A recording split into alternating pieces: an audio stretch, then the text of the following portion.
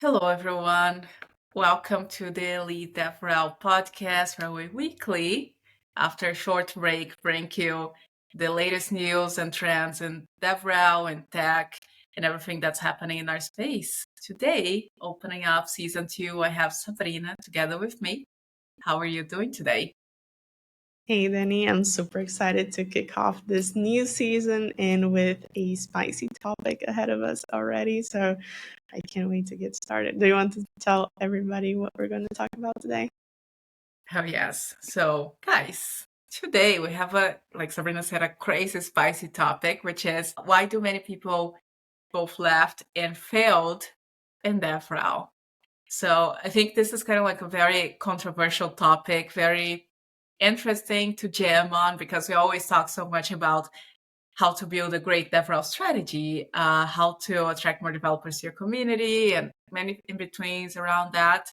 But we don't always talk about our failures, or more specifically, what people fail to understand around DevRel, right? Yeah, and Dani, I think this is such an important topic because, I think especially in social media and Twitter and the audience that most listens to us, they all gather this phase where DevRel got this boom in social media, right? So a lot of people got into DevRel into the beginning of 2021, 2020, and then we, after that, saw a lot of people quit DevRel, and there was a lot of noise around that as well. People were quitting, they were making videos on why they were quitting, on why the space is broken in some sort.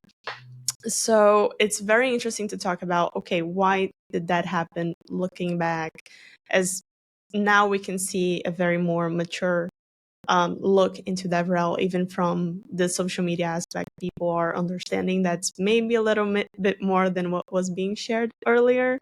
And, I think a lot of people got the wrong impression at first into, okay, I want to be a DevRel. I want to be a developer advocate. What is it that I need to do? And then when they got into the jobs, they had a very different experience. You know what? I think that people that got started and kind of like kicked off their career in DevRel back in those days, they had an impression, and I do believe that that's kind of like part of the impression that many people that are not part of our bubble have of DevRel in the day to day as well. It's kind of like a fun profession. You're always communicating with other people, kind of creating content, going to conferences, being in meetups. So kind of like a little flashy and fun side of the career, the profession, because it's almost like being an influencer of some sort. But there are so many things that happen behind the curtains and on behind the scenes there. Like, why do you even are planning to go to and attend those conferences in the first place? Or kind of like, why are you establishing connections and communicating with the community? What are you asking them? So there's like a lot of thought that go into like the strategy and the way we do things. And I believe that from kind Exactly. of like a career standpoint, people didn't think about that. Exactly. And I do feel like people get a lot of pullbacks into things that they wouldn't expect. For example, you mentioned a very interesting word, which is influencer. And we all say like people that were considered influencers were the ones being pulled into these several positions. And Oh, yes. companies were doing that. One, because the companies did not know exactly what was going on either, but the person doing that also thought, hey, this is an amazing experience to use my influence to do this. To like, okay, I want to be a developer advocate, I'm going to do this kind of task this way. And then maybe they presented to the company and they felt like, no, we want you to do this because this is what we need. Or maybe you're going to need to advocate for what you want internally to happen a little bit more than people expected to. So I want to go to a conference. Why do you want to go to a conference? Tell us, like, okay, what budget do you need for that? And then all these, I think, bureaucracies that we're not really used to deal with when we're Oh, just yes. developers, or when we're just like on other types of non non-management fields in a sort of Hmm. way. Hells yes. And even like in the conference topic and aspect, like there's a budget consideration. There's like who are the leads who you are connecting with. during that conference? Like, what is the target audience of that conference, first of all? Like, what other side events, activities, meetups are planning to host it? What is the main objective of you going to that conference? So even people who are starting now in DevRel and kind of like getting introduced to this field, especially now, like I'm seeing this a lot in Web3, as the market is kind of like flying high. It's the bull market in Web3. So a lot of companies are coming together, are being released, are launching new products. They're hiring people who are not so experienced in the field because there are not a lot of DevRels out there. So you got to go with like the best options you have at sometimes. And many of those people, the people who are starting in the field right now, don't have any type of overview or background into those things. So like, how can you expect to get ROI from someone who's kind of like not a part of, kind of like not experienced and at least collaborating with an overall DevRel team, or kind of like has no experience in that, or has never been an even part of developer communities, basically. So that's kind of like Exactly. a big consideration to take here. It's such a tough field for you to start in, because it has so many different aspects to it. So it's much easier if you start in a specific segment. For example, I am a developer and start that way, or I am a community manager and start that way, and build yourself into the position, because you're going to slowly pick up the other things that you need, rather than, okay, I was doing like nothing, or I was a developer, or a very one-sided position in some sort. I've never worked in developer communities, never participated on that, and bang, now I'm a developer advocate. It's very tough. And one other thing that people usually faced during this period is the layoffs. And Oh, I yes. think it was common, like everybody was being laid off, basically. It was a very brutal time. I think things are slowly picking up, but DevRel was the first to go, as people were mentioning, and companies were basically letting go of what they could not see revenue immediately. And that was a very tough phase for people, like questioning, okay, is this even a valuable position to be in? If I'm so volatile, I better become a developer and then just focus on that, so the company cannot fire me that easily. And I think that created a little bit of trauma into those new DevRels that were just starting out and were trying to figure themselves out, and faced this kind of downsizing in companies at that period. Absolutely. And dude, even thinking about that and all the layoffs that took place, there are so many talented people out there. Uh, Even now, like we're seeing layoffs in so many big tech companies, FANG or not, with like ginormous startups in the space, also laying off people that one didn't exactly know how to prove kind of like their point in actually bringing results of kind of like being able to contribute to like at least a supporting metric to the North Star metric of a company. So that's why I kind of believe that besides being a generalist in terms of content creation, in terms of the technical aspect and the connections, relationships that we establish with other developers, we also need to be able to back ourselves off and say like, hey, from this campaign that me and my team have been hosting throughout the past month, these were the results achieved. This was our goal. This is what we strive to kind of like achieve during that particular time or that period. And this is why this matters. So a lot of people kind of like do many campaigns and things on the side, but kind of like don't have the capacity to advocate for themselves, basically, inside a company, and actually prove that the results and the efforts actually matter. So like, if a crazy time like layoffs is happening now, and the CEO has barely like zero to no knowledge around what you have been building, why would they keep you? You know? Exactly. And I want to just also take a moment here and put the blame not only on the people being hired, and also on the management team and even the companies that hire them. Because first off, the company needs to know what they want with you.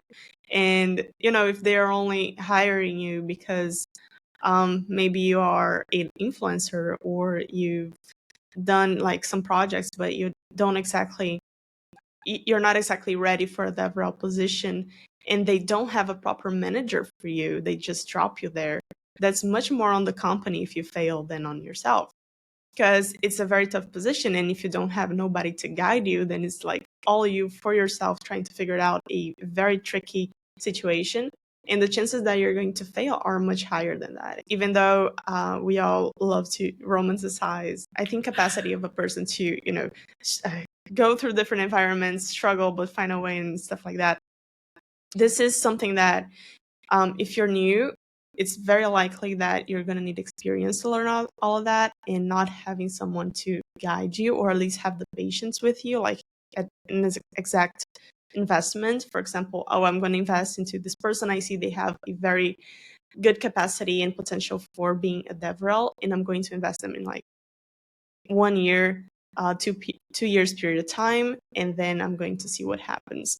I think this is a much more mature approach for a company, and much of the startups were not doing or seeing things that way, and that was setting up a lot of people for failure in that sense. Dude, you know what I also think, like even in terms of like investing for a year or two, what kind of like having a team of DevRels, like actually having interns, basically training people into what they actually got to do. There's also a lot of scams, and I would say not necessarily all of them are it, but kind of like in releasing different types of education around DevRel without having kind of like relevant DevRels, kind of like the basic thing that happens on Udemy, or kind of like learn how to write code in JavaScript in 36 hours, base kind of thing, but focus on DevRels. I like what you said in spending some periods with, let's say, shadowing someone in a company, being an intern, learning how to write briefs, collaborate, what type of metrics you need to highlight, and then being able to slowly pick up things and contribute to the team. It's kind of like what anyone should do as they start their careers, but we don't see a lot of companies actually putting the time and investing on it to make it happen. Like I totally agree with you on that point.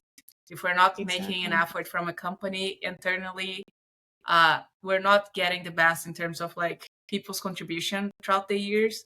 Like we see DevRel stay in a company for 2 years, 3 years, but also we don't get the benefits over time to the industry, basically.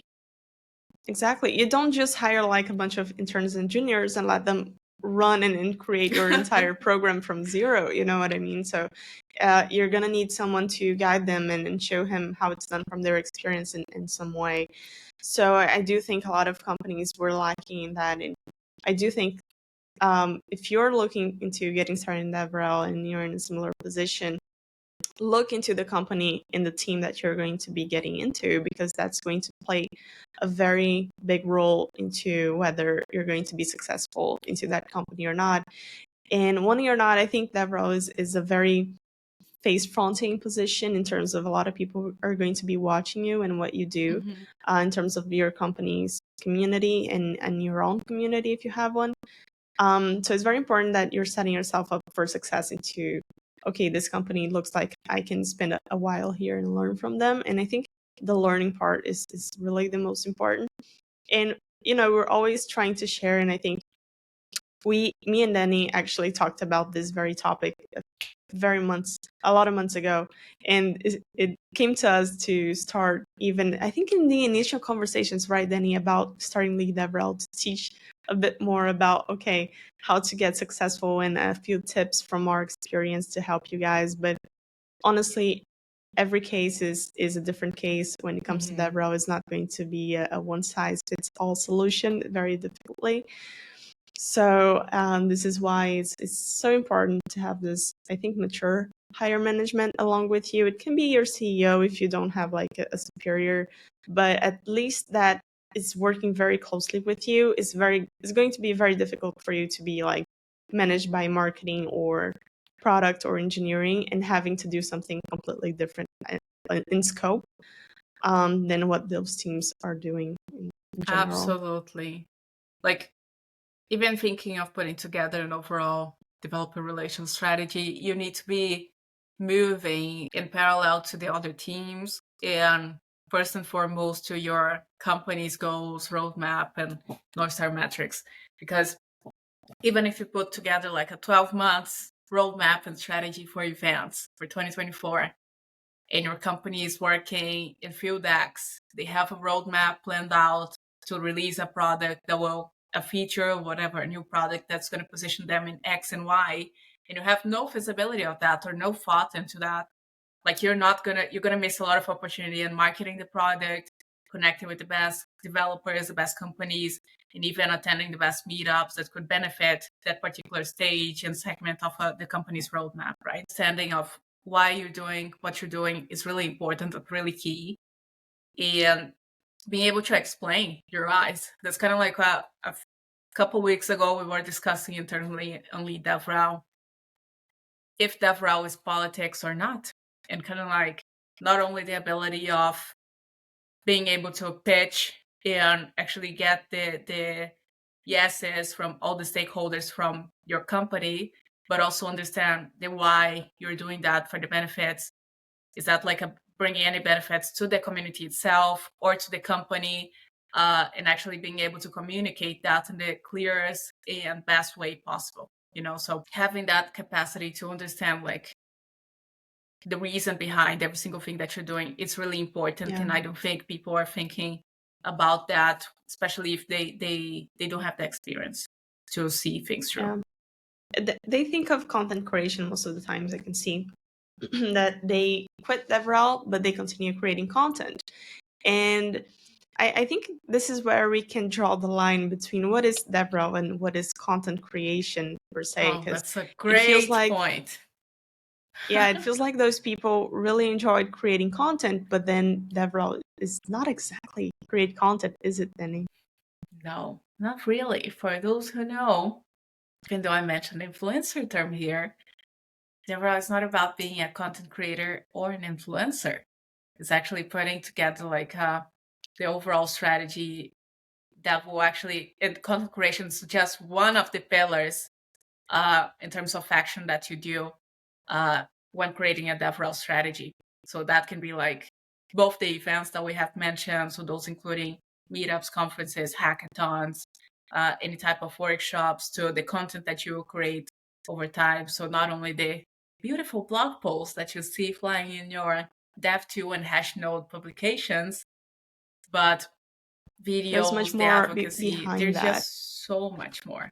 And even understanding the concepts of marketing as well. So kind of like being able to have a social media strategy behind your social content that is tailored to educate developers, it's important. So kind of like, what is the cadency of that? Like, what is the target audience that you are publishing that content for? What is the voice and tone that you're going to be publishing those social media pieces in comparison to more technical, serious, maybe more professional blog posts about your technology? So having that understanding is very important.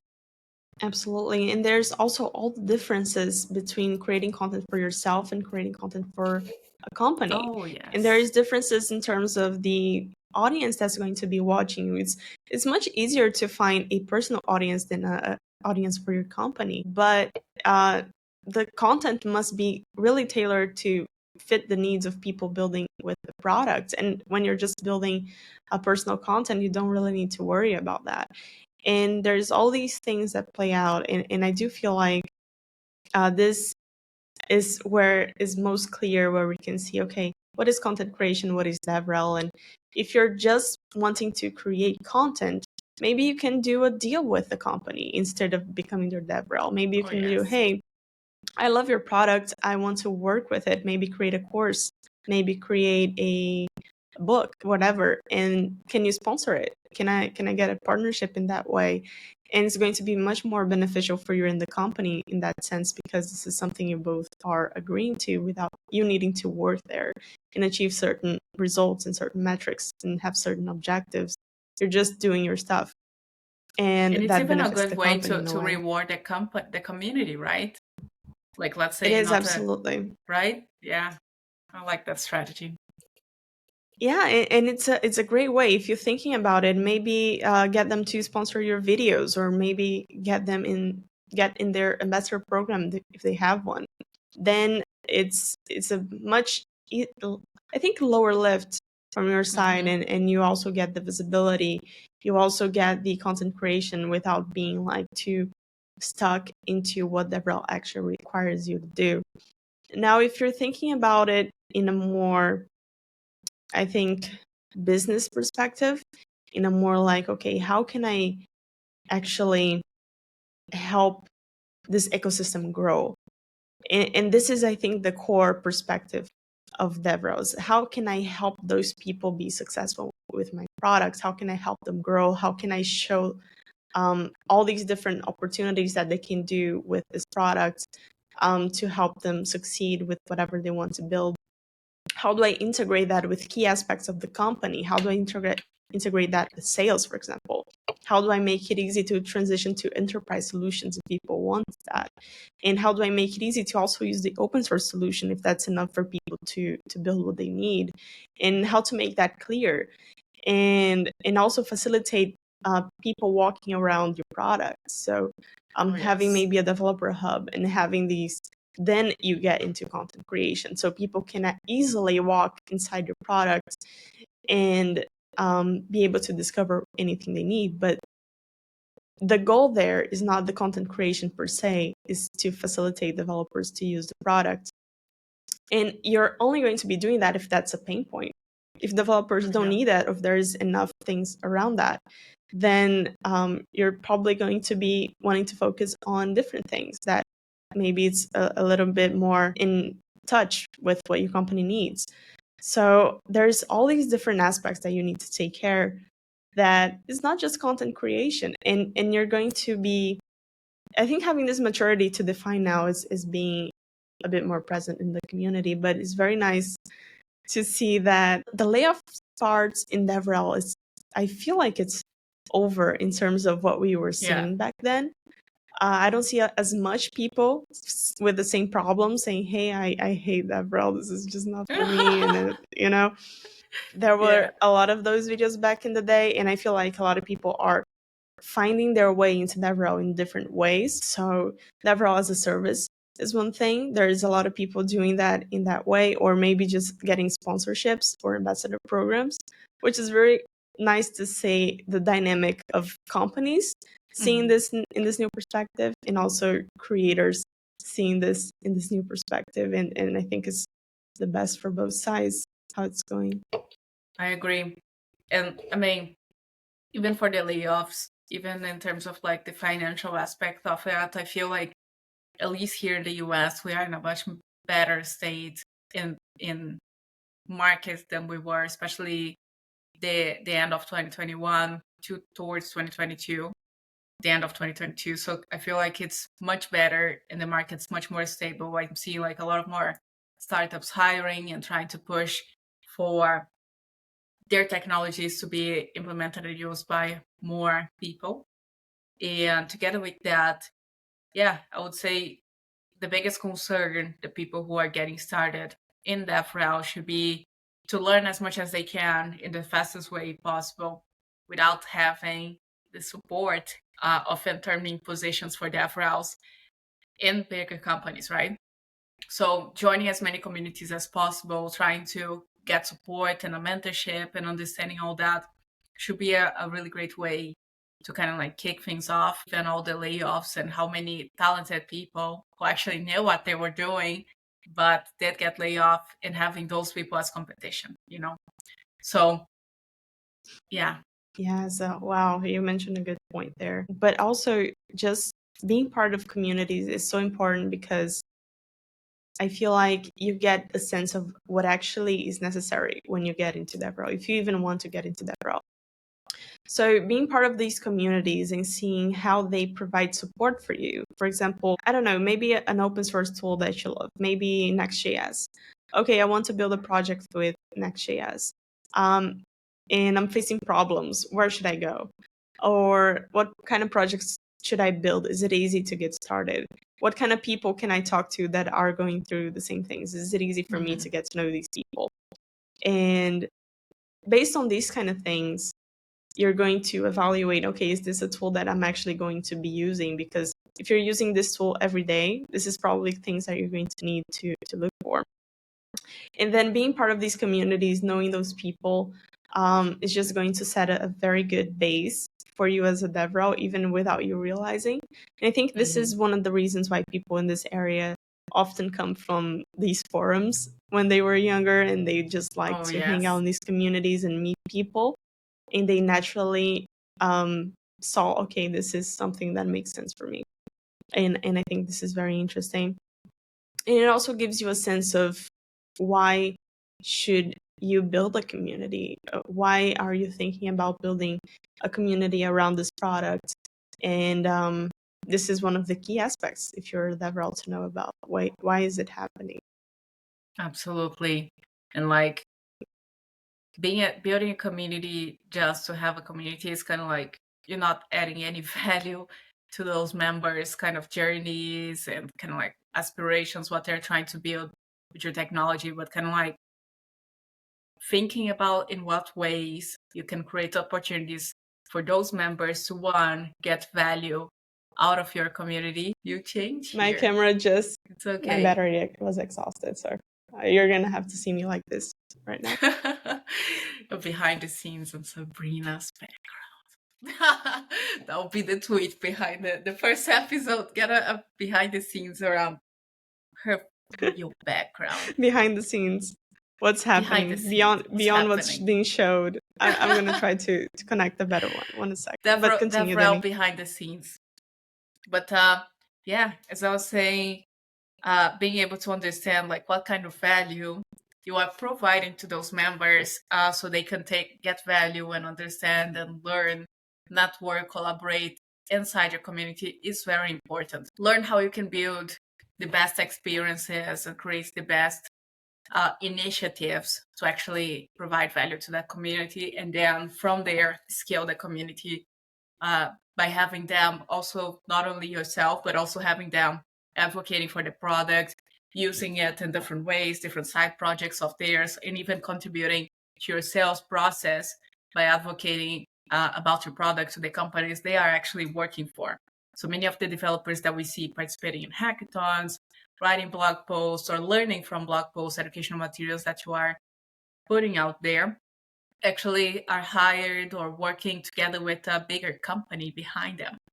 So having their support, advocating for what you're doing, what you guys are building is very important. So you guys can actually scale with a very strong community behind every single aspect of what you're doing, right?